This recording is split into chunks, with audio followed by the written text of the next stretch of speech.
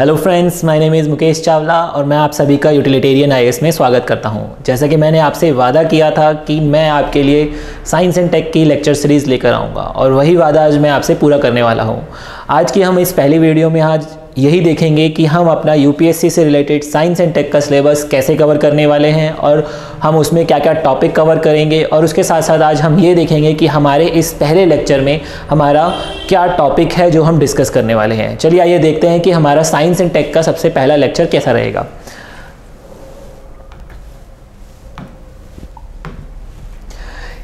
ठीक है, तो आइए बात करते हैं सबसे पहले हम कि क्या टॉपिक कवर करने वाले हैं और कौन कौन से टॉपिक यूपीएससी के एग्ज़ाम के लिए इम्पॉर्टेंट हैं।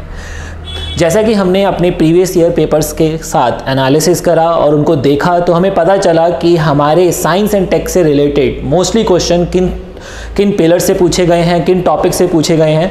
तो हमने उनको कुछ पर्टिकुलर पिलर्स में डिवाइड कर दिया है। That pillars are basically our defence technology, science and tech, IT and communication, nano and nuclear physics और उसके साथ साथ बायोटेक्नोलॉजी। अगर आप पिछले कुछ 8 से 9 साल के क्वेश्चन उठाएंगे तो आपको पता चलेगा कि मोस्टली क्वेश्चन इन्हीं टॉपिक से पूछे जा रहे हैं। Most of the questions are from these topics as well as यहाँ पर अगर आप देखेंगे इन डेप्थ एनालिसिस करेंगे तो आपको ये पता चलेगा कि इनकी बेसिक साइंस यानी इनका पास्ट भी जानना जरूरी है, यानी ये कब इनकी शुरुआत हुई, कैसे हुई और उसके साथ साथ कि आज की क्या इसमें डेवलपमेंट चल रही है। तो on the basis of that हम हमारे इस पर्टिकुलर सीरीज में हम यही देखेंगे कि हम इनका कैसे डिस्कशन करेंगे, टॉपिक वाइज टॉपिक हम क्या पढ़ेंगे, हम सब कुछ इस पूरी लेक्चर सीरीज में देखने वाले हैं। ठीक है, तो सबसे पहले मैं आपको डिफेंस टेक्नोलॉजी के बारे में बता दूं। डिफेंस टेक्नोलॉजी में हम सबसे पहले हम इवन सिर्फ डिफेंस टेक्नोलॉजी ही नहीं, हम इवन सारे के सारे पिलर्स में हम सबसे पहले मिनिस्ट्रीज या उनसे रिलेटेड डिपार्टमेंट के बारे में बात करेंगे, क्योंकि इनका भी कुछ ना कुछ रोल रहता है, इन डिपार्टमेंट्स का रोल रहता है। आपने ये चीज़ बहुत बार न्यूज़ में भी सुना होगा कि डीआरडीओ ने ये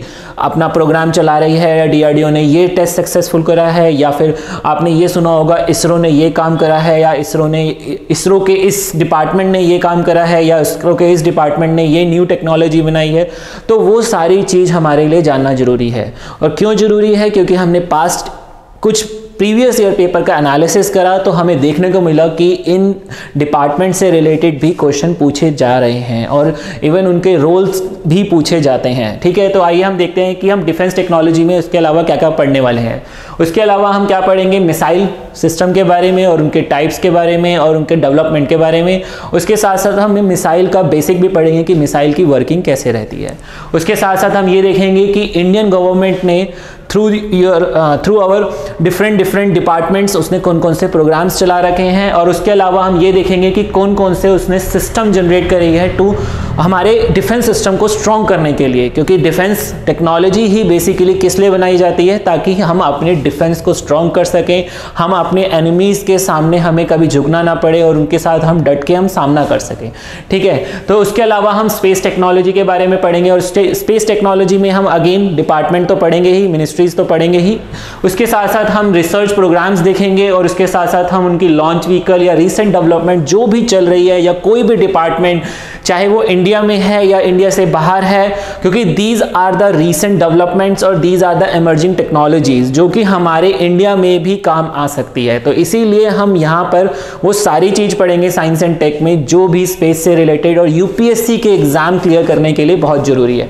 उसके साथ साथ हम क्या पढ़ेंगे, अपने हमारे इस नेक्स्ट पिलर में हम आईटी से रिलेटेड हम टेक्नोलॉजीज के बारे में पढ़ेंगे, लाइक हमारी कंप्यूटर, मोबाइल, रोबोटिक। अगेन हम रीसेंट डेवलपमेंट्स पढ़ेंगे, जैसा कि आपने बहुत सुना होगा कि एआई का आज के टाइम में बहुत यूज हो रहा है। ठीक है, उसके अलावा आप देखते हैं ब्लॉकचेन टेक्नोलॉजी या IoT, internet of the things. These are very emerging technologies और इसके साथ साथ इनका यूज भी बहुत देखने को मिलता है। कि अगर एक मैं छोटा सा एग्जाम्पल दूं तो एआई का यूज हम आज के टाइम में एग्रीकल्चर में यूज कर सकते हैं, एनवायरमेंट एनवायरनमेंट इंप्रूवमेंट में यूज़ कर सकते हैं, उसके साथ साथ हम सर्वेलियंस के लिए भी यूज़ कर सकते हैं, या फिर मैं मेडिकल साइंस की बात करूँ तो इसलिए ये टेक्नोलॉजीज़ हमारे लिए जानना बहुत ज़रूरी है, इनका बेसिक जानना ज़रूरी है, इनकी डेवलपमेंट जानना ज़रूरी है और उनके साथ साथ इनके यूजेस जानना बहुत ज़रूरी है। ठीक है, तो इसके साथ साथ हम अपने नेक्स्ट पिलर में नैनो साइंस से रिलेटेड पढ़ेंगे और इसके साथ साथ हम न्यूक्लियर साइंस से रिलेटेड पढ़ेंगे, क्योंकि नैनो साइंस आज की फील्ड हमारे लिए बहुत एमर्जिंग फील्ड है। और क्यों जरूरी है? क्योंकि इसमें रीसेंट डेवलपमेंट्स बहुत ज़्यादा हो रही हैं, इनके यूज़ डेली लाइफ में देखने को मिलते हैं। अगर आपने देखा होगा कि इवन अगर मैं एक नैनो साइंस का एक बेसिक एग्जाम्पल दूं तो हमारे कॉस्मेटिक्स में नैनो का बहुत यूज़ हो रहा है। उसके अलावा भी बहुत सारी टेक्नोलॉजीज़ हैं जिनमें हमारी नैनो साइंस का यूज़ होता है। उसके साथ साथ अगर मैं न्यूक्लियर फिजिक्स की बात करूं तो nuclear physics a very vast physics, लेकिन हम इतनी डीप में नहीं जाएंगे।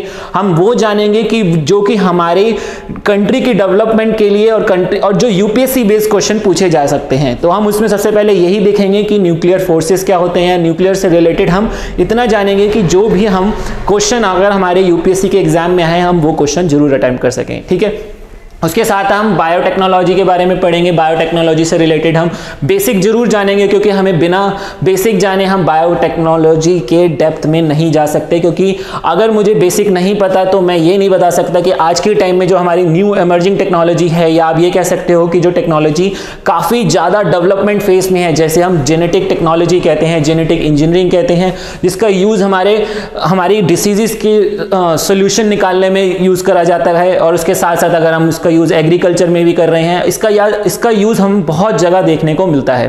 तो इसीलिए हम इन सारे पिलर्स को इन डेप्थ में एक डेप्थ में पढ़ेंगे और उसके साथ साथ हम ये देखेंगे कि कौन सी चीज हमारे यूपीएससी के एग्जाम के लिए इंपॉर्टेंट है, क्योंकि हमारा मेन मोटो है यूपीएससी का एग्जाम क्लियर करना। और यहां पर सबसे इंपॉर्टेंट चीज आप एक दिमाग में यही सोच रहे होंगे कि मिनिस्ट्रीज इतनी जरूरी क्यों है। मैंने जैसा कि आपको बताया कि मिनिस्ट्रीज इसलिए जरूरी हैं क्योंकि आज के टाइम में इन्हीं का ही सबसे ज्यादा रोल प्ले करा जाता है और इनके डिपार्टमेंट का रोल प्ले करा जाता है। यही जो मिनिस्ट्रीज हैं यही एक पॉलिसीज बनाती हैं और अपने उन पॉलिसीज को इंप्लीमेंट करने के लिए डिफरेंट डिपार्टमेंट्स बनाए गए हैं। जैसे कि आपने बहुत सुना होगा डीआरडीओ के बारे में, ठीक है। उसके अलावा आपने डिपार्टमेंट ऑफ मिलिट्री अफेयर्स के बारे में सुना होगा, जिनके सेक्रेटरी हमारे चीफ ऑफ डिफेंस स्टाफ हैं, ठीक है, जिनके बारे में आपने न्यूज में अभी लास्ट ईयर बहुत सुना होगा, ठीक है।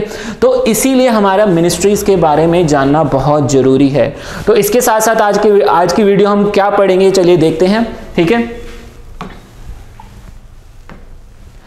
This will be the our scope of the video, that means हम आज की वीडियो में क्या क्या टॉपिक कवर करने वाले हैं, क्या क्या हमारा बेसिक जो है हमारी डिफेंस टेक्नोलॉजी को जानने के लिए आज की वीडियो में हम डिफेंस से स्टार्ट करेंगे। और डिफेंस में हमें सबसे पहले बेसिक जानना जरूरी है, क्योंकि आज के टाइम में अगर मैं बात करूं तो हम बहुत ज़्यादा सुनते हैं मिसाइल्स के बारे में, या हमारी डिफेंस को स्ट्रॉन्ग करने के लिए जो भी इक्विपमेंट बनाए जा रहे हैं या जो भी इक्विपमेंट बाहर से प्रोक्योर करे जा रहे हैं, तो उन सब चीज़ों के बारे में हम देखेंगे। उससे पहले उन चीजों को जानने से पहले हमारे को यह जानना जरूरी है कि उनका बेसिक वर्किंग कैसे है। तो सबसे पहले हम देखते हैं कि हमारी जो बेसिक जो है वो है मिसाइल्स, जिनके आप डेवलपमेंट फेस डिफरेंट फेसेस देखने को मिलते हैं। और डीआरडीओ इस पे बहुत ज्यादा काम कर रहा है, इतना ज्यादा कि आपको कुछ रिसेंट मंथ्स में आपने सुना होगा कि डीआरडीओ ने नियर अबाउट 10 टेस्ट किए हैं जस्ट बिकॉज ताकि हम अपने डिफेंस को स्ट्रांग कर सकें, ठीक है। तो आज इस वीडियो में हम सबसे पहले यही देखेंगे कि हम मिनिस्ट्रीज के बारे में पढ़ेंगे, हम मिनिस्ट्रीज के बारे में पढ़ेंगे और उसके डिपार्टमेंट के बारे में पढ़ेंगे। उसके अलावा हम रॉकेट के बारे में पढ़ेंगे। ये भी मैं आपको बताऊंगा कि रॉकेट के बारे में जानना क्यों जरूरी है, क्योंकि हम पर डिफेंस रहे हैं, तो रॉकेट का हमारा इससे क्या लिंक है या क्या लेना देना है, हम इसके बारे में जरूर जानेंगे, ठीक है। उसके साथ साथ आज की वीडियो में हम मिसाइल और उसके कंपोनेंट्स के बारे में पढ़ेंगे, मिसाइल की वर्किंग के बारे में पढ़ेंगे, ठीक है। चलिए आइए देखते हैं कि सबसे पहले हमारे लिए क्या जानना जरूरी है। तो जैसे कि मैंने आपको बताया मिनिस्ट्रीज हमारे लिए क्यों जरूरी है, और उससे साथ साथ मैंने आपको बताया कि डिपार्टमेंट के बारे में पढ़ना क्यों जरूरी है। जैसा कि आप देख सकते हैं स्क्रीन पर कि ये क्वेश्चन जो है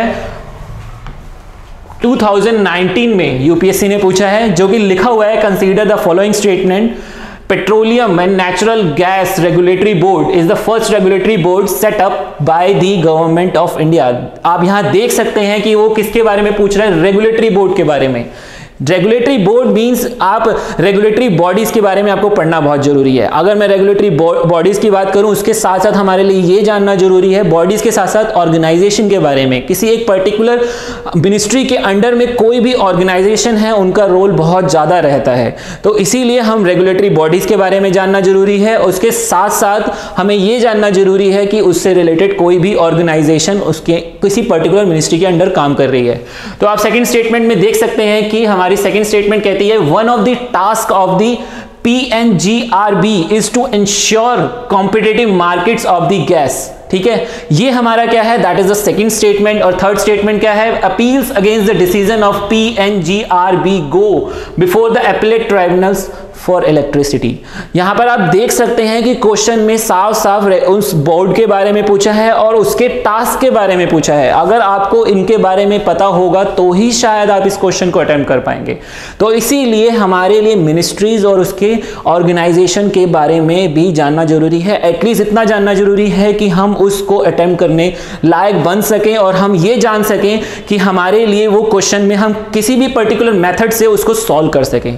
ठीक है, तो यहां पर मैं आपसे एक्सपेक्ट करूंगा कि आप मुझे इसका आंसर कमेंट सेक्शन में जरूर देंगे। ठीक है, चलिए आज देखते हैं कि हम आगे क्या क्या पढ़ने वाले हैं। सबसे पहले है हमारा मिनिस्ट्रीज। ठीक है, मिनिस्ट्रीज के बारे में अगर बात करें तो हमारे डिफेंस का जो सोल रिस्पॉन्सिबिलिटी है वो किसके पास है? सोल रिस्पॉन्सिबिलिटी हमारी गवर्नमेंट ऑफ इंडिया के पास है, क्योंकि वही जो है सेंट्रल गवर्नमेंट जिसे हम कहते हैं। ठीक है, सेंट्रल गवर्नमेंट ही है जो हमारे डिफेंस के लिए सारी पॉलिसीज बनाती है, लेकिन वो अकेले नहीं बनाती। उसका जो मेन जो उसको रिस्पॉन्सिबिलिटी है वो किसको दी गई है?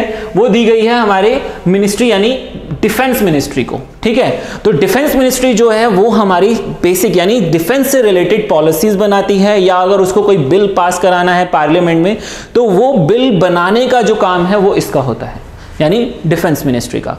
तो इसके साथ साथ हम देखेंगे कि अब उसके साथ साथ हमारे लिए ये जानना जरूरी है कि हमारी जो आर्म फोर्सेस है उसको कमांड कौन करता है? That is our president. क्यों? क्योंकि हमारे पास जो मिनिस्ट्री है वो क्या करती है? मिनिस्ट्री सिर्फ हमारे को मिनिस्ट्री जो है वो पॉलिसीज बनाती है, लेकिन इंप्लीमेंट करने का काम किसका है? डिपार्टमेंट का। लेकिन इंप्लीमेंट करने के साथ साथ उसको कमांड करने का जो काम है, यानी जो हमारी आर्म फोर्सेस है यानी आर्मी, नेवल या एयर फोर्स, उनको कमांड करने का जो रिस्पॉन्सिबिलिटी है वो किसकी है? हमारी प्रेसिडेंट जी की। ठीक है, तो यहां पर हमारे आज के हमारे जो प्रेसिडेंट हैं that is our Ramnath Kovind sir ji. ठीक है, तो आइए देखते हैं कि हमारी जो मेन जो है next that is the head of the ministry. The head of the ministry कौन होता है? दैट इज द मिनिस्टर, जो कि उस मिनिस्ट्री को हेड करता है। ठीक है, तो यहां पर हमारे कौन है? Defence minister, that is our Rajnath Singh ji. ठीक है, तो ये जो हमारा है बेसिक हमारी मिनिस्ट्रीज हैं जो, और इसकी सोल रिस्पॉन्सिबिलिटी किसकी है, और इसके बाद और जो मेन कमांड फोर्स है वो कौन डील करता है। ठीक है, यानी उन कमांड यानी उन फोर्सेस को कमांड कौन देता है कि भाई आपने यहां अटैक करना है, या उनसे रिलेटेड कोई भी डील होती है तो वो हमारे प्रेसिडेंट डील करते हैं। ठीक है, तो आइए देखते हैं next our what is the function of the ministry. ठीक है, हमने अभी पढ़ा कि फंक्शन क्या है, फंक्शन मिनिस्ट्री का क्या है। ठीक है, क्योंकि हमने सिर्फ अभी मिनिस्ट्री के बारे में जाना है कि डिफेंस मिनिस्ट्री क्या करती है? बेसिक पॉलिसीज बनाती है, लेकिन वो पॉलिसीज कहां से बनाई जाती है? वो बनाई जाती है government of India. Government of India क्या करती है? इन पॉलिसीज को बनाती है डिफेंस मिनिस्ट्री के अंदर। ठीक है, वो डिफेंस मिनिस्ट्री क्या करती है? उस पॉलिसीज को आगे अपने डिपार्टमेंट्स को क्या करती है? पास ऑन कर देती है। ठीक है, तो यानी जो मेन काम है गवर्नमेंट ऑफ इंडिया यानी डिफेंस मिनिस्टर के अंदर ही, डिफेंस मिनिस्ट्री के under he government of India policies बनाती है। ठीक है, तो वो जो पॉलिसीज बनाई जाती है वो क्या करती है? उस कंसर्न डिपार्टमेंट को, यानी जिस डिपार्टमेंट से रिलेटेड वो पॉलिसी बनाई गई है, यानी जो डिपार्टमेंट उस पॉलिसी को इंप्लीमेंट करेगा उस पॉलिसी को उस डिपार्टमेंट के पास पहुंचा दिया जाता है और बता दिया जाता है कि आपने इसका इंप्लीमेंटेशन करना है। तो डिफेंस मिनिस्ट्री का हमारा जो मेन रोल होता है वो क्या होता है कि जितनी भी पॉलिसीज होती हैं वो गवर्नमेंट से लेना और आगे अपने कंसर्न डिपार्टमेंट्स को दे देना। उसके साथ साथ उसका मेन काम है उन पॉलिसीज का इंप्लीमेंटेशन करवाना डिपार्टमेंट से, उसके साथ साथ उसका एग्जीक्यूशन कराना। ठीक है, तो these are the basic functions of the our defence ministry. यही जो हमारा काम है डिफेंस मिनिस्ट्री करती है। ठीक है, तो उसके साथ साथ हम देखते हैं कि आगे हम देखते हैं कि व्हाट इज द टाइम, मतलब बेसिकली हमारी डिफेंस मिनिस्ट्री कब बनी, कैसे बनी, ठीक है। तो सबसे पहले हमें पता है कि 1947 तक तो हमारे ऊपर यानी हमारे यहाँ इंडिया में ब्रिटिशर्स का राज था। तो तब तक 1947 तक ब्रिटिशर्स ने ही सारा डिफेंस जितना भी सिस्टम था वो उन्हीं के कंट्रोल में था। आफ्टर इंडिपेंडेंस यानी आफ्टर 1947 में हमारी डिफेंस मिनिस्ट्री बनाई गई, ठीक है। The defence ministry was created under the charge of defence minister. उसके साथ साथ जितनी भी सर्विसेज थी, service means army, air force, naval, उनको एक कमांडर इन चीफ दे दिया गया। यानी एक हमारी आर्मी है और उसका एक कमांडर होगा, ठीक है, या नेवी है उसका एक कमांडर होगा, या एयरफोर्स है उसका एक कमांडर होगा, ठीक है। उसके बाद 1955 में उस कमांडर इन चीफ का नाम चेंज करके क्या कर दिया गया, chief of army staff, chief of naval staff, chief of air staff. उसके बाद नवंबर 1962 में हमारे लिए सबसे इंपॉर्टेंट डिपार्टमेंट बनाया गया उस टाइम की जरूरत को ध्यान में रखते हुए, that was the department of defence production. और उसका मेन काम था रिसर्च पे ध्यान देना, डेवलपमेंट और प्रोडक्शन पे ध्यान देना डिफेंस के इक्विपमेंट से रिलेटेड, क्योंकि उस टाइम की रिक्वायरमेंट थी कि हमें अपना डिफेंस स्ट्रांग करना चाहिए, क्योंकि उस टाइम पे इंडिया ने एक वॉर फेस करा था, ठीक है। तो इसलिए उस चीज को ध्यान में रखते हुए उन्होंने एक डिपार्टमेंट बनाया ताकि वो इन चीजों को ध्यान में, उस वॉर को ध्यान में रखते हुए हमारे डिफेंस सिस्टम को स्ट्रांग कर सके। फिर उसके बाद हमारे पास देखा गया नवंबर 1965 में डिपार्टमेंट ऑफ डिफेंस सप्लाईज बनाया गया, और उसके बाद उसको क्या करा गया, मर्ज कर दिया गया किसके साथ, डिफेंस प्रोडक्शन के साथ, और उसका नाम क्या रख दिया गया, department of defence production and supplies, ठीक है। तो यहां पर यही देखने को मिलता है। फिर उसके बाद हमारा 1980 में हमारा सबसे इंपॉर्टेंट डिपार्टमेंट बनाया गया, जो कि आज के टाइम में हमारे लिए बहुत जरूरी है और यही अपना लीड रोल प्ले करता है, ठीक है। That was the department of defence research and development, ठीक है। उसके बाद 2004 में हमने देखा कि डिफेंस जो हमारा department of defence production and supplies है उसको क्या करा गया, उसका नाम चेंज करके डिपार्टमेंट ऑफ डिफेंस प्रोडक्शन बना दिया गया, और उसके साथ साथ हमारे पास department of ex serviceman welfare नाम का एक डिपार्टमेंट बना दिया गया, और इन सब के फंक्शन के बारे में हम अभी आगे पढ़ेंगे, ठीक है। उसके बाद अगर आपने अभी रिसेंटली न्यूज़ पढ़ रहे हैं या आपने पिछले लास्ट ईयर की न्यूज़ देखी है, तो हमने देखा है कि दिसंबर 2009 में डिपार्टमेंट ऑफ मिलिट्री अफेयर्स बनाया गया, और जिसमें हमारा चीफ ऑफ डिफेंस स्टाफ का मेन लीड रोल रहता है। वो क्या करते हैं, वो एज अ सेक्रेटरी का रोल प्ले करते हैं, ठीक है। और उनका क्या काम है उनके बारे में हम आगे उनके फंक्शंस के बारे में हम आगे देखेंगे, ठीक है। तो चलिए देखते हैं सबसे पहले हमारे पास कि अब हमने देखा कि हमारे पास कौन कौन से डिपार्टमेंट हो चुके हैं, ठीक है। तो आज की अगर हम बात करें तो हमारे पास जो डिपार्टमेंट हैं वो कौन कौन से हैं, department of defence production, DRDO, x serviceman welfare and the next is military affair. तो अब हम इनके बारे में पढ़ेंगे और इनके बारे में जानेंगे कि इनका फंक्शन क्या है। इनके ज़्यादा डिटेल में नहीं जाएंगे, बस इतना जानेंगे कि इनका बेसिक फंक्शन क्या है। तो चलिए देखते हैं सबसे पहला डिपार्टमेंट हमारा कौन सा है, that is our department of defence. अब जैसा कि आप नाम से ही देख सकते हैं कि उसका मेन काम क्या है, डिफेंस पे ध्यान देना, यानी डिफेंस से रिलेटेड जितनी भी ऑर्गेनाइजेशंस हैं उनके साथ डील करना, एनसीसी के साथ डील करना, उनकी रिस्पॉन्सिबिलिटी लेना, यही काम है उसका।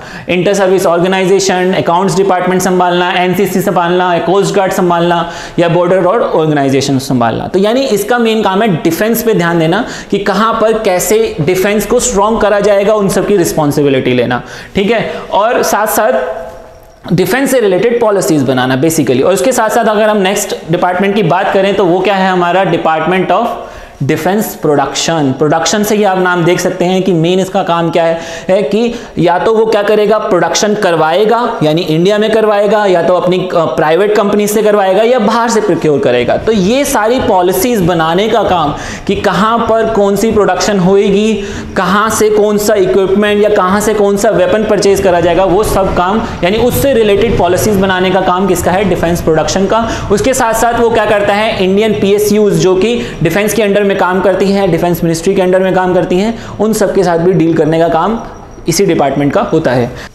हमारा नेक्स्ट डिपार्टमेंट है दैट इज DRDO, जिसके बारे में आपने न्यूज़ में बहुत सुना होगा और इसके बारे में आपने ये देखा होगा कि DRDO ने अभी रिसेंटली बहुत सारे टेस्ट करे हैं, नियर अबाउट 10 टेस्ट उन्होंने करे हैं, ताकि हम अपने डिफेंस को स्ट्रॉन्ग कर सकें, डिफेंस के बारे में जान सकें, और डिफेंस को उसके रिलेटेड जितनी भी रिसर्च का काम होता है वो किसका होता है, DRDO का। तो जैसा कि हम देख सकते हैं DRDO का मेन काम क्या है, that is to advise the government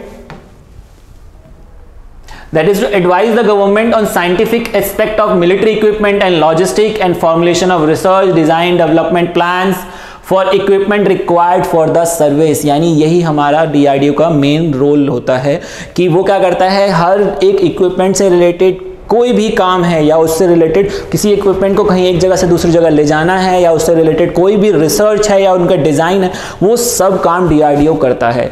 ठीक है, तो चलिए देखते हैं हमारा नेक्स्ट डिपार्टमेंट कौन सा है, that is our department of ex serviceman welfare. जैसा कि हमें पता है कि कुछ पर्टिकुलर टर्म पीरियड के बाद हमारे मिलिट्री स्टाफ से यानी मिलिट्री ऑफिसर्स हमारे रिटायर्ड होते हैं, तो उनसे रिलेटेड पेंशन अरेंज करना या उनसे रिलेटेड कोई भी उन्हें सर्विस प्रोवाइड करनी है, ये काम हमारा किसका होता है, हमारे department of ex serviceman welfare का। तो चलिए देखते हैं कि नेक्स्ट हमारा डिपार्टमेंट क्या है, डिपार्टमेंट ऑफ मिलिट्री अफेयर्स। जैसा कि आपको मैंने बताया कि ये अभी डेवलप हुआ है, यानी इसको अभी क्रिएट करा गया है 2019 में, और इसका मेन काम क्या है, जॉइंटनेस बना के रखना, क्योंकि हमारे अलग अलग सर्विसेज में हमारे पास अलग अलग रिसोर्सेज हैं और कुछ रिसोर्सेज ऐसे हैं जो कि हम सेम रिसोर्सेज अलग अलग सर्विसेज में यूज कर रहे हैं। तो यहाँ पर जो हमारे चीफ ऑफ डिफेंस स्टाफ का काम या हमारे इस डिपार्टमेंट का जो काम है वो यही है, जॉइंटनेस बना के रखना, यूनाइटनेस रखना, ताकि हम अपने डुप्लीकेट रिसोर्सेज का एक जगह पे यूटिलाइज कर सकें, और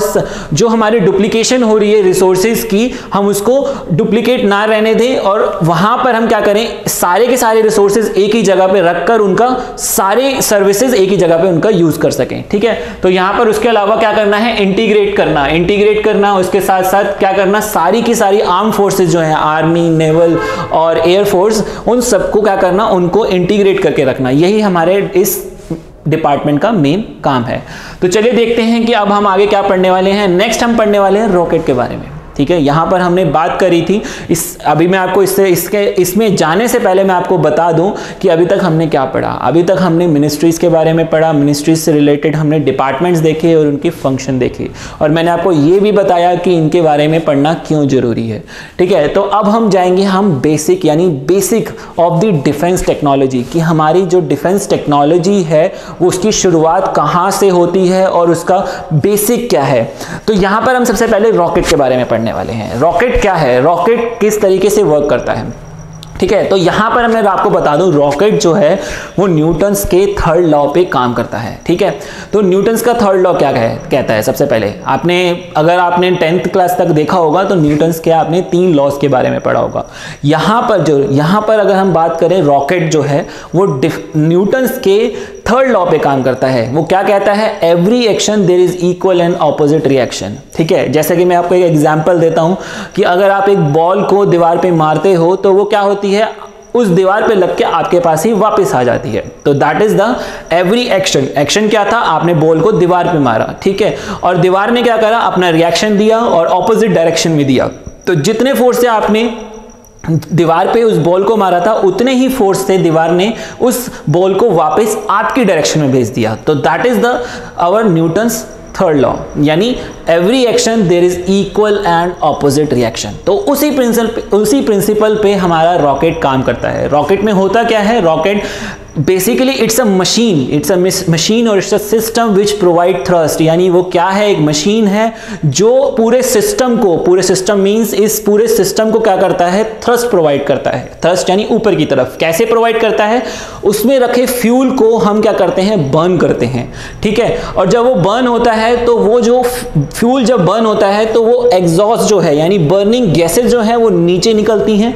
तो दैट इज एक्शन। और उसका रिएक्शन क्या होता है, उसका रिएक्शन वो ये होता है कि ये जो मशीन है यानी ये जो सिस्टम है वो पूरा का पूरा ऊपर की तरफ मूव करना स्टार्ट कर देता है। एक्शन क्या था, एग्जॉशन ऑफ बर्निंग गैसेज, यानी जो जलती हुई आग है उसका नीचे की तरफ निकलना, और उसका रिएक्शन क्या था, इस पूरी मशीन का ऊपर की तरफ जाना। ठीक है, तो यही इसी प्रिंसिपल पे क्या करते, इसी प्रिंसिपल पे हमारे रॉकेट काम करते हैं और इसी प्रिंसिपल पे हमारी मिसाइल काम करती हैं, जो कि हम आगे के स्लाइड्स में देखेंगे, आगे देखेंगे। ठीक है, तो बेसिकली हमारे पास रॉकेट में क्या क्या होता है। रॉकेट में हमारे पास बेसिक जो कंपोनेंट है वो क्या है, these are basically rocket motor, engine, ठीक है, प्रोपेलेंट, जैसा कि मैंने आपको बताया प्रोपेलेंट क्या होता है, विच बर्न्स बेसिकली फ्यूल जिसे हम कहते हैं, या फिर हम ऑक्सीजन, उसके बारे में भी हम देखेंगे कैसे ये काम करते हैं। ठीक है, उसके अलावा उसका फ्रेम होता है इन सारे कंपोनेंट्स को होल्ड करने के लिए।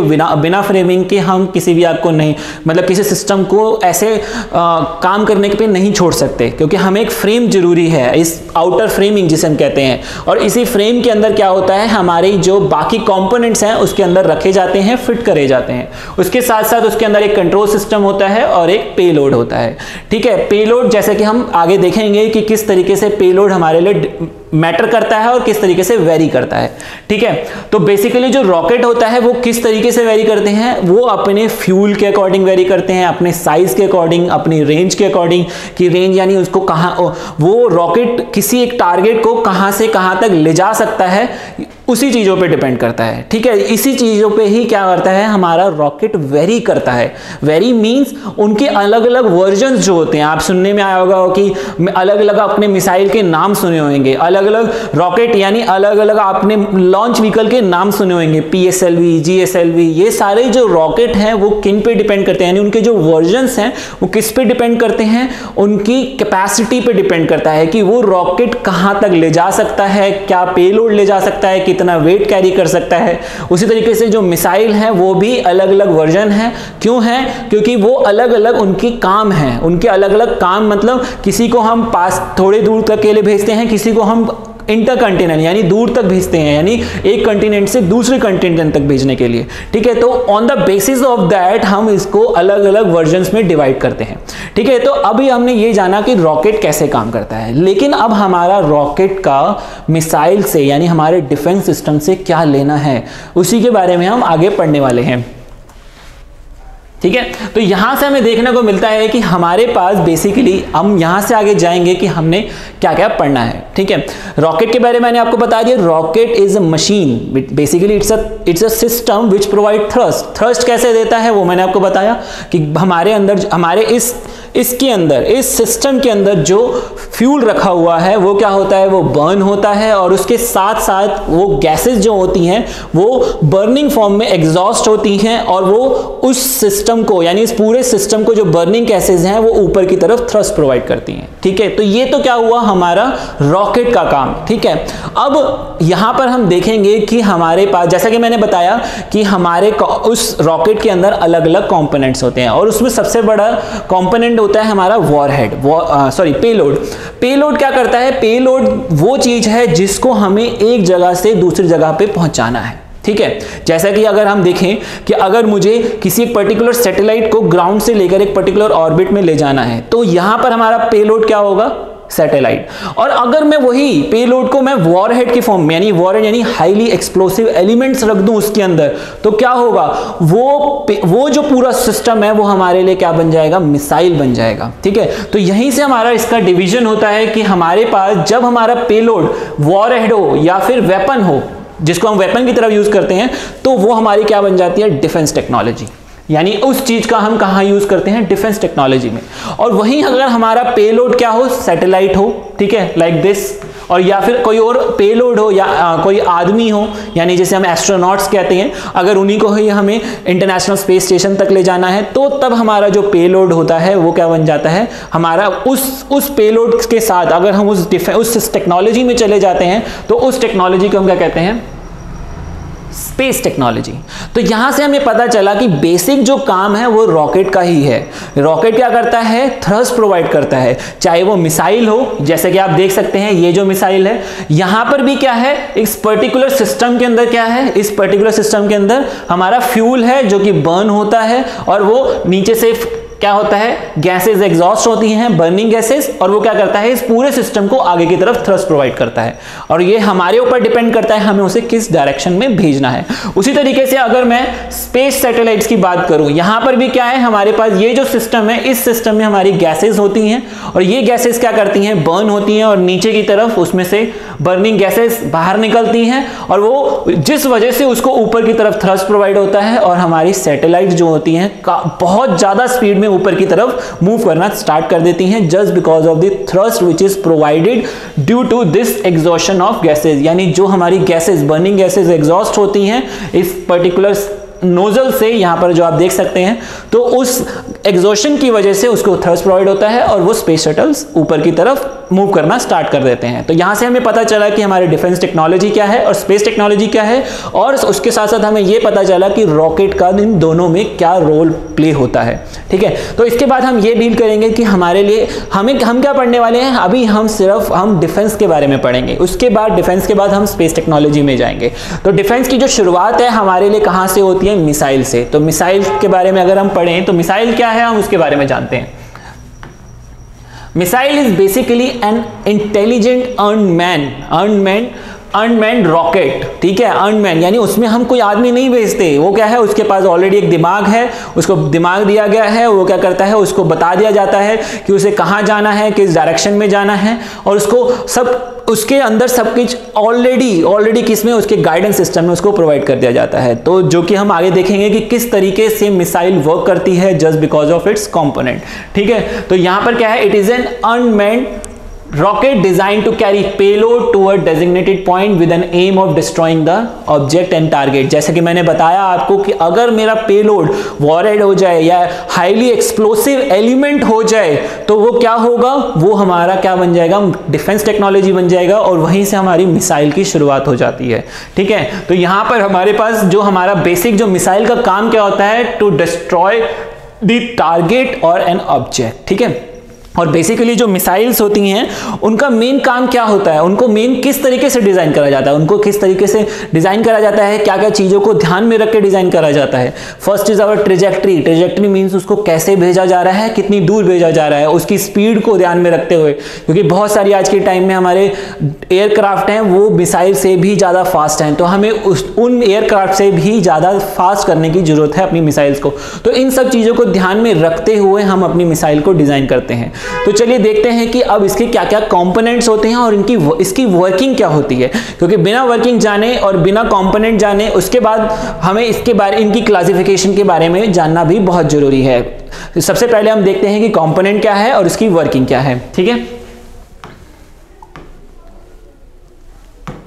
these are the basic components of our missile system. First is our propulsion system, guidance system, next is our aerodynamic feature, उसके अलावा क्या आता है, टर्मिनल गाइडेंस एंड वॉरहेड।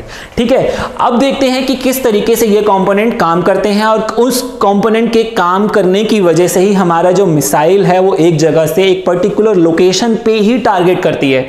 उसको पता है कि हमें अपनी मिसाइल हम यहां से लॉन्च करते हैं, तो उसको पता होता है कि उसे एक पर्टिकुलर लोकेशन पे जाके, एक पर्टिकुलर आइलैंड पे, जहां पर आपने बहुत सारी न्यूज सुनी होगी कि उड़ीसा में हमारे डीआरडीओ जो है टेस्ट करती है, उससे उस मिसाइल को पता होता है कि एक पर्टिकुलर लोकेशन पे ही उससे क्या करना है, उस टारगेट को डिस्ट्रॉय करना है। ठीक है, तो यही हमारा किस तरीके से ये कंपोनेंट उस चीज को काम करते हैं, यानी उस चीज को सपोर्ट करते हैं, ये सारी चीजें हम इन कंपोनेंट के थ्रू जानेंगे। ठीक है, चलिए देखते हैं कि हमारे जो कंपोनेंट हैं वो कैसे काम करते हैं।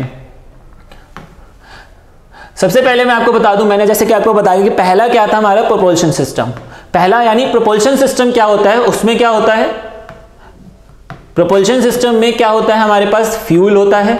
ठीक है, और फ्यूल की फॉर्म में हमारे पास क्या क्या होता है, एक होता है हमारे पास लिक्विड हाइड्रोजन, डिपेंड्स कि किस टाइप की मिसाइल है। हम अलग अलग फ्यूल का यूज कर सकते हैं, कुछ सॉलिड फ्यूल होते हैं, कुछ लिक्विड फ्यूल होते हैं। उसके साथ साथ हम क्या यूज करते हैं, ऑक्सीजन। ठीक है, यानी ऑक्सीडाइजर, ठीक है। अब इनका यूज क्या है, दोनों का यूज क्या है, जैसे कि आपने देखा होगा, आप अपने घर में देखते हैं कि अगर आपके घर में आपने कभी खाना बनाया हो या कभी आपके पेरेंट्स ने यानी आपकी मदर ने कभी खाना बनाया हो, तो वो क्या करते हैं, गैस पे जाके लाइटर से गैस को जला देते हैं। लेकिन आपको यह भी ध्यान में रखना है कि गैस ऐसे नहीं जलती, गैस के जलाने के लिए उससे दो चीजों की जरूरत होती है। गैस क्या है हमारी, वहां पर एलपीजी, एलपीजी को क्या क्या जरूरत होती है, एक ऑक्सीजन की और दूसरा होता है इग्निशन की, ठीक है। इग्निशन क्या करता है, इग्निशन उसको क्या करता है, एक छोटी सी चिंगारी देता है ताकि उसमें इनिशियल हो जाए, यानी उसमें इनिशिएशन हो जाए, उसमें आग लगने की शुरुआत हो जाए। अब जैसे ही उस गैस में आग लगती है और कॉन्टिन्यूसली नीचे से आग फ्यूल आता रहता है, यानी एलपीजी आती रहती है और उसे सराउंडिंग से ऑक्सीजन मिलती रहती है, तो इस वजह से क्या है, वो हमारी गैस कॉन्टिन्यूसली जलती रहती है। सेम विद मिसाइल, मिसाइल में हमारा जो प्रोपल्शन सिस्टम होता है दैट इज दिस वन, ये हमारा क्या है, प्रोपल्शन सिस्टम, ठीक है। जैसे कि मैंने बताया this is our propulsion system. Propulsion system में एक हमारा क्या है, फ्यूल, और दूसरा क्या है, ऑक्सीडाइजर। ये दोनों क्या करते हैं, उनको एक पर्टिकुलर गैस एक पर्टिकुलर पंप के थ्रू एक पर्टिकुलर चैम्बर में लाया जाता है और उनको क्या करा जाता है, एक पर्टिकुलर चैम्बर में लाके उसे एक इग्निशन प्रोवाइड करा जाता है, यानी उसको एक स्पार्क प्रोवाइड कराई जाती है। और यही काम क्या होता है, हमारे रॉकेट का होता है। यानी जो प्रोपल्शन सिस्टम है वो थ्रस्ट प्रोवाइड करता है, जिस वजह से क्या होता है, that is basically the system of rocket, जो कि हमारे हर रॉकेट में देखने को मिलेगा, ठीक है। चाहे वो हमारी स्पेस सैटेलाइट्स हो या चाहे वो हमारी मिसाइल हो, ठीक है। उनमें अगर मुझे किसी भी चीज को एक जगह से दूसरी जगह मूव कराना है तो हमें उसे थ्रस्ट प्रोवाइड कराना पड़ेगा, और थ्रस्ट प्रोवाइड कराने के लिए उसे उसमें से हमें क्या करना पड़ेगा, आग जलानी पड़ेगी, और आग जलाने के लिए हमें क्या चाहिए, एक फ्यूल चाहिए और दूसरी ऑक्सीजन चाहिए, यानी ऑक्सीडाइजर चाहिए। वही दो चीजें हमारी प्रोपल्शन सिस्टम में मिलती है। तो उन दो फ्यूल्स को हम क्या करते हैं, एक जगह, एक यानी पर्टिकुलर चैम्बर में, जिसे हम कंबशन चैम्बर कहते हैं, उसमें लाकर उसे क्या करा जाता है, इग्निशन प्रोवाइड करा जाता है, जिस वजह से उसमें आग लगती है और नीचे से बर्निंग गैसेस नीचे से निकलना स्टार्ट कर देती है, यानी इस पॉइंट से, ठीक है। तो इस पॉइंट से जब हमारी गैसेस नीचे से निकलना स्टार्ट हो जाती हैं तो वो पूरे सिस्टम को ऊपर की तरफ थ्रस्ट प्रोवाइड करती है, जिस वजह से हमारी मिसाइल ऊपर की तरफ या एक पर्टिकुलर डायरेक्शन में मूव करना स्टार्ट कर देती है। उसके बाद आता है हमारा गाइडेंस सिस्टम। गाइडेंस सिस्टम, अब गाइडेंस सिस्टम की क्यों रिक्वायरमेंट है, चलो एक एग्जांपल देके आपको समझाता हूं। जैसे कि आपने देखा होगा कि हर साल बहुत सारे पक्षी एक जगह से, यानी एक कंट्री से दूसरी कंट्री आते हैं, या एक कंटिनेंट से दूसरी कंटिनेंट आते हैं, ठीक है। क्यों आते हैं इसके बारे में अभी हम डिटेल में नहीं जाएंगे, ठीक है।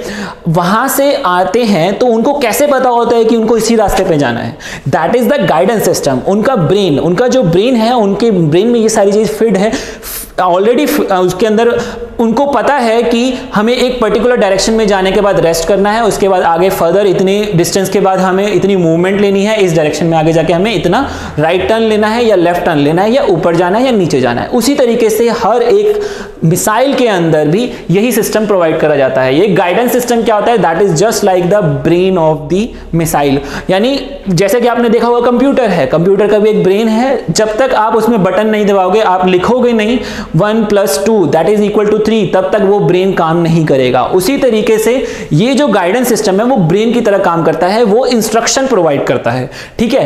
तो नेक्स्ट जो सिस्टम आता है हमारा एरोडायनेमिक, ठीक है, थर्ड यानी एरोडायनेमिक। अब एरोडायनेमिक का क्या रोल है, गाइडेंस सिस्टम क्या है, दैट इज द ब्रेन।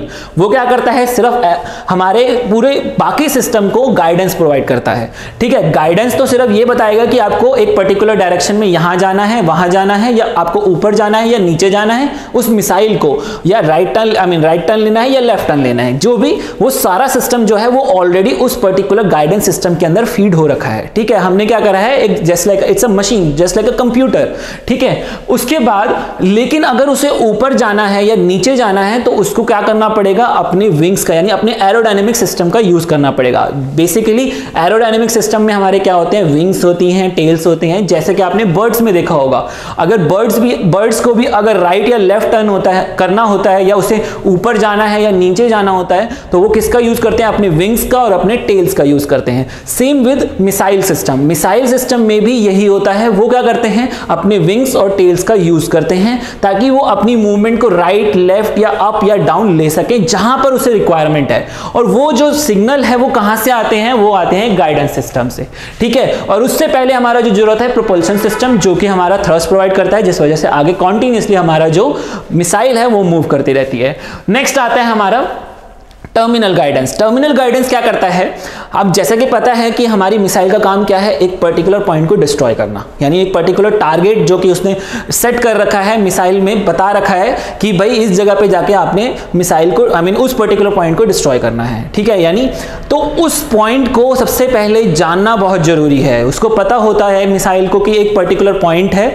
अब उस पर्टिकुलर पॉइंट पे पहुंचने के बाद क्या होता है, हमारी जो मिसाइल है हमारे वॉरहेड्स को एक्टिवेट करती है। उससे पहले हमारे वॉरहेड्स एक्टिवेट नहीं होते, ठीक है। तो वो मिसाइल क्या करती है, उस टर्मिनल गाइडेंस के थ्रू उस पर्टिकुलर पॉइंट को अच्छे से जान लेती है। उसको पता चल जाता है कि यही वो टारगेट है, उसे डिस्ट्रॉय करना है, ठीक है। तो उस तरीके से वॉरहेड एक्टिवेट करे जाते हैं और वो क्या करता है, आफ्टर पर्टिकुलर डिस्टेंस यानी उस पॉइंट पे पहुंचने के बाद वो चीज यानी वो जो वॉरहेड होते हैं वो क्या होते हैं, ब्लास्ट हो जाते हैं, ठीक है। तो जो टर्मिनल गाइडेंस सिस्टम है वो क्या करता है, वेपन को यानी वॉरहेड को गाइडेंस प्रोवाइड करता है कि भाई अब आपने एक्टिवेट होना है, अब आपने रेडी रहना है कि अब टारगेट आ गया है, ठीक है, टारगेट के पास हम पहुंचने वाले हैं और अब क्या करना है हमें, अब आपका काम है, अब आपने बर्स्ट यानी आपने ब्लास्ट होना है, ठीक है। तो सबसे जो इंपॉर्टेंट रोल है वो हमारा क्या है, आगे का वॉरहेड, क्योंकि वॉरहेड ही क्या करेगा, डिस्ट्रॉय करेगा। और वॉरहेड भी हमारे डिफरेंट वैरायटीज के होते हैं। वो किस पे डिपेंड करता है कि हमें कितना पर्टिकुलर एरिया डिस्ट्रॉय करना है। अगर मैं अपने वॉरहेड की जगह न्यूक्लियर बॉम्ब का यूज कर लूं तो वो क्या कर सकता है, पूरी सिटी को डिस्ट्रॉय कर सकता है near about 50-60 kilometre. That depends on the how it is, ठीक है। उसी तरीके से अगर मैं हाईली एक्सप्लोसिव एलिमेंट रख दूं तो क्या करेगा, वो उस पर्टिकुलर उसके अकॉर्डिंग वो पर्टिकुलर एरिया को डिस्ट्रॉय करेगा, ठीक है। तो हमारा जो वॉरहेड है वो क्या करता है, हमारे एक पर्टिकुलर एरिया को डिस्ट्रॉय करने के लिए ही बनाया जाता है। जितना हमें पर्टिकुलर एरिया डिस्ट्रॉय करना होता है वो उसी तरीके से उस चीज को डिस्ट्रॉय करता है, ठीक है। तो these are the basic component and the working, यानी इन्हीं कंपोनेंट का यूज करके हमारी मिसाइल क्या करती है, एक जगह से दूसरी जगह जाती है और उसके साथ साथ वो क्या करती है, कहां पर उसे मुड़ना है यानी कहां पे उसे टर्न लेना है, कहां से उसे ऊपर जाना है, कहां से उसे नीचे जाना है, ये सारी चीज उसके इस कंपोनेंट्स के थ्रू से ये सारी चीजें, ये सारी इंफॉर्मेशन उसे अपने कंपोनेंट्स के थ्रू मिलती रहती है कॉन्टिन्यूसली। और उसके साथ साथ जो गाइडेंस सिस्टम है उसको बाहर से भी प्रोवाइड करा जाता है, जैसे हमारे जीपीएस है या हमारी सैटेलाइट्स हैं, वो भी क्या करती हैं, उन्हें गाइडेंस सिस्टम प्रोवाइड करती हैं। That is the advanced version of our guidance system, जो कि हम आगे डिटेल में देखेंगे, ठीक है। तो आगे हमने आज की वीडियो में यही देखा कि हमारे पास हम क्यों मिनिस्ट्रीज को पढ़ना जरूरी है, उनके डिपार्टमेंट्स को पढ़ना जरूरी है, और जो इंडिया में प्रोग्राम चल रहे हैं उनसे पहले हमें ये जानना जरूरी है कि हमारे बेसिक क्या है, मिसाइल सिस्टम कैसे काम करती है और हमारे रॉकेट का क्या काम है, और वहीं से हमारा किस तरीके से डिफेंस सिस्टम और स्पेस टेक्नोलॉजी यानी डिफेंस टेक्नोलॉजी और स्पेस टेक्नोलॉजी अलग हो जाते हैं just because of the variation of the payload. जहां हमारा पेलोड क्या हो, हमारा वॉरहेड हो जाता है, वहीं हमारी डिफेंस टेक्नोलॉजी के साथ हम जुड़ जाते हैं, और वहीं अगर हमारा वॉरहेड सैटेलाइट्स हो जाती हैं तो हम स्पेस टेक्नोलॉजी से जुड़ जाते हैं। लेकिन हम आगे की वीडियोस में और हमने इस वीडियो में भी डिफेंस के साथ डील करना है। जैसे ही डिफेंस कंप्लीट होगा तो हम आगे स्पेस टेक्नोलॉजी के बारे में भी डिटेल में ही पढ़ेंगे। तो इस वीडियो में हमने मिसाइल के बारे में देखा, उनके कंपोनेंट के बारे में देखा और उनकी वर्किंग के बारे में देखा, ठीक है। तो आज की वीडियो में हम इतना पढ़ेंगे और इसकी आगे की वीडियो में हम ये देखेंगे कि इनका क्लासिफिकेशन क्या रहेगा, और उसके साथ साथ हम ये देखेंगे कि हमारे अभी तक के कितने गवर्नमेंट्स के कितने प्रोग्राम्स रहे हैं मिसाइल से रिलेटेड, और कौन कौन से न्यू प्रोग्राम्स चल रहे हैं और किन किन मिसाइल्स की डेवलपमेंट हो रही है। और उसके साथ साथ हम ये भी देखेंगे कि कौन कौन सी मिसाइल्स या कौन कौन से इक्विपमेंट या वेपन सिस्टम इंडिया बाहर से प्रोक्योर कर रहा है, ठीक है। तो आज की वीडियो में हमारा यही रहेगा, और मैं आपके लिए 2 क्वेश्चन छोड़ रहा हूं जिनको मैं एक्सपेक्ट करूंगा कि आप इन 2 क्वेश्चंस को डेफिनेटली अटेम्प्ट करेंगे और उसके साथ साथ मुझे उनका आंसर कमेंट सेक्शन में देंगे, ठीक है। तो चलिए देखते हैं कौन कौन से वो 2 क्वेश्चन हैं। This is your first question, जो कि आपने कमेंट सेक्शन में मुझे बताना है कि ये इनका आंसर क्या रहेगा, ठीक है। तो ये हमारा फर्स्ट क्वेश्चन है। और what is our next question, this is our next question, जो कि आप देख सकते हैं स्क्रीन पर। तो इसके साथ मैं अब अलविदा लूंगा, और अब मैं आपको अपनी नेक्स्ट वीडियो में मिलूंगा, जिसमें हम अपनी क्लासिफिकेशन के बारे में पढ़ेंगे, और उसके साथ साथ इंडियन डिफेंस सिस्टम में कौन कौन से प्रोग्राम चल रहे हैं उनके बारे में पढ़ेंगे। तब तक के लिए जुड़े रहिए हमारे साथ। आप हमारे चैनल्स को, हमारे यूटिलिटेरियन IAS चैनल को सब्सक्राइब कर सकते हैं। उसके साथ साथ आप हमारे साथ टेलीग्राम और इंस्टा पे भी जुड़ सकते हैं। तब तक के लिए धन्यवाद।